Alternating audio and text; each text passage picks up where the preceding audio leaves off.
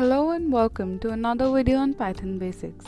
In this video, we'll be going over the concept of tuples in Python. In Python, a tuple is a kind of container which can store any kind of values. Tuple is an immutable data type, which means we cannot change any value of a tuple.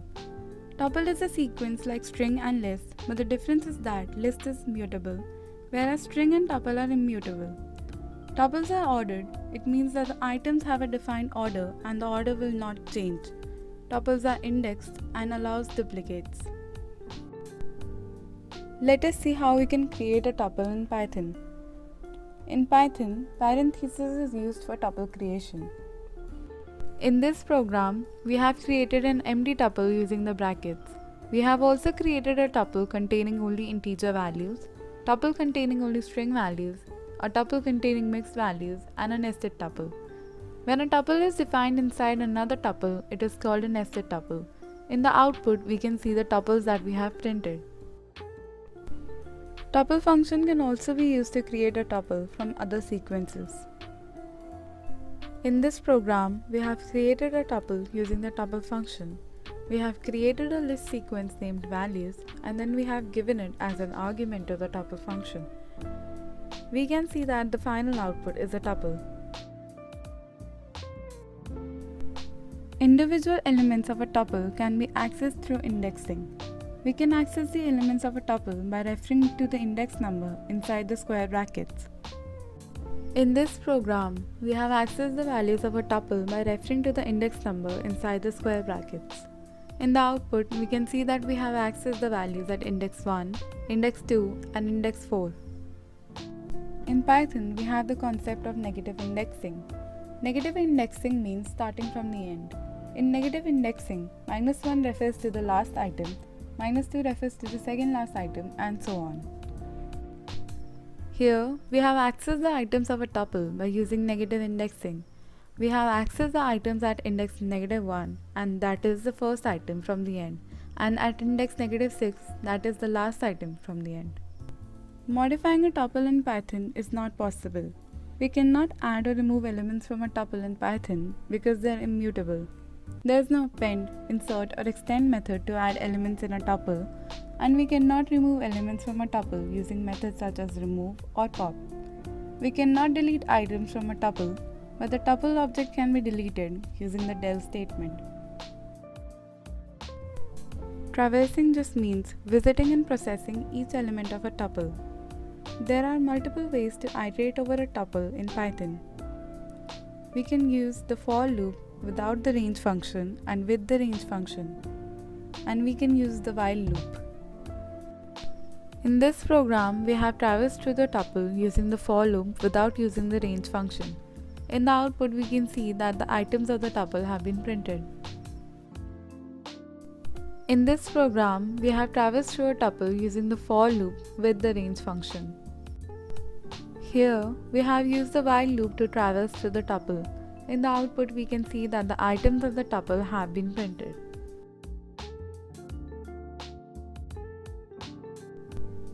We can check for the existence of an element in a tuple using the in and not in operator. The in operator, also called the membership operator, is used to determine if a specified item is present in a tuple. In this program, we have checked for the existence of the specified elements in the tuple. We have checked whether the element 3, tuple with the value 3 and 4, and the element 10 exists in the tuple or not.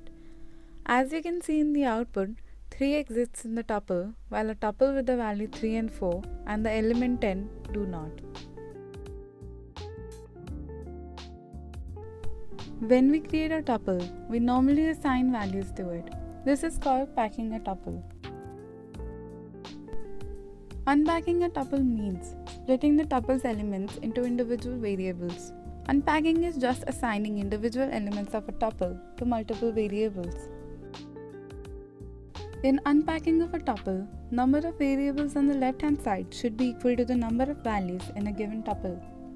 Python uses a special syntax to pass optional arguments for tuple unpacking.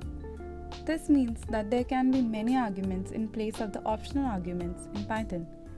All the values will be assigned to every variable on the left-hand side, and all the remaining values will be assigned to the optional arguments.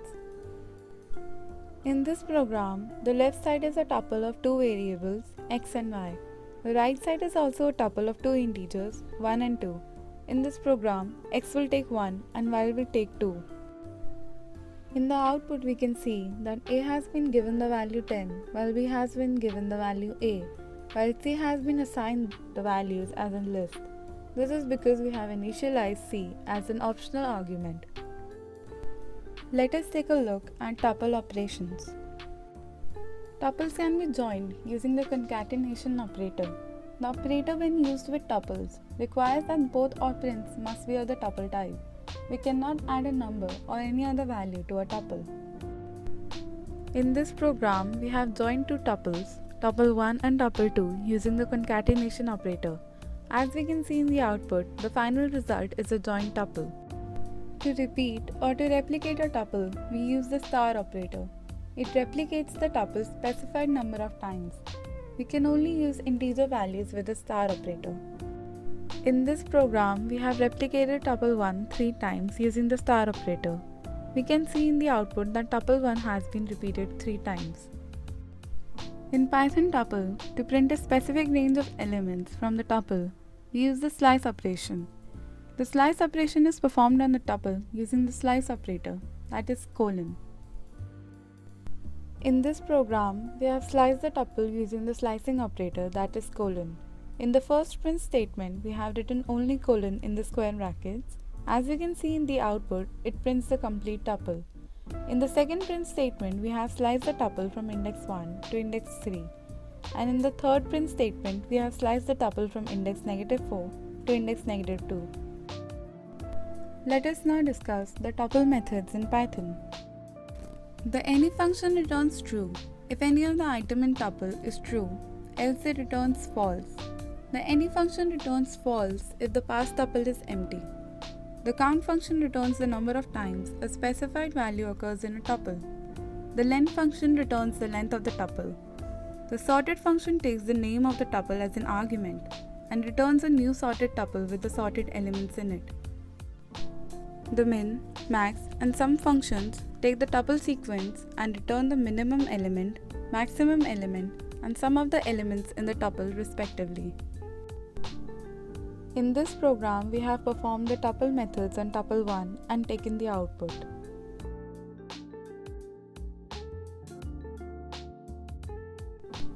Let us go over some of the differences between list and a tuple. Lists are mutable while tuples are immutable. Implication of iterations is time consuming, while in tuples, the implication of iterations is comparatively faster. The list is better for performing operations such as insertion and deletion, while tuple data type is appropriate for accessing the elements. Tuples consume less memory as compared to the list.